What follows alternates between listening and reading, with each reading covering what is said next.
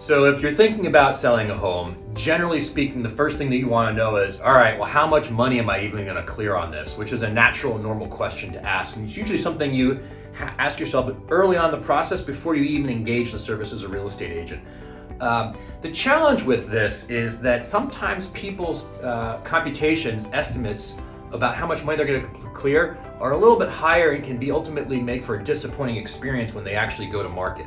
And so what we want to make sure is our clients don't have unrealistic expectations about what their net proceeds might look like. And so here's a really simple way that you can investigate what your proceeds might look like should you choose to sell. The first thing that you should do is go to one of what seem to be an unlimited number of websites that will project the value of your home.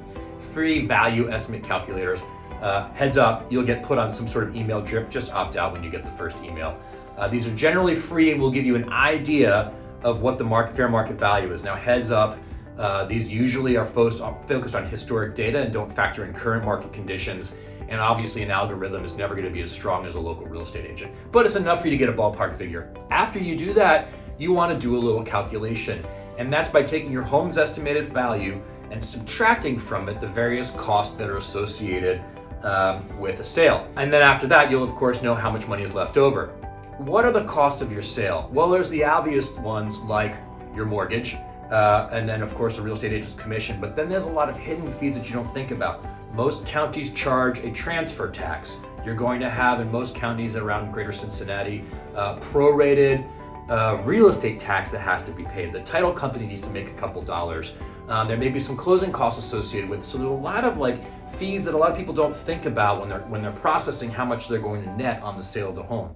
Now there's ways to minimize some of the fees, but actually the right game is to maximize the value of your home. And the way that you do that is actually consulting with a real estate agent before you go to market, right? So they consult with you on how to prep your home for maximum value in terms of how it shows, how to time the market correctly. The right pricing strategy can absolutely make a difference.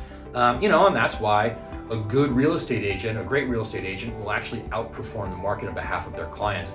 And selling your home for 1 or 2% more is going to net you a lot more cash than trying to save some of the money in closing costs.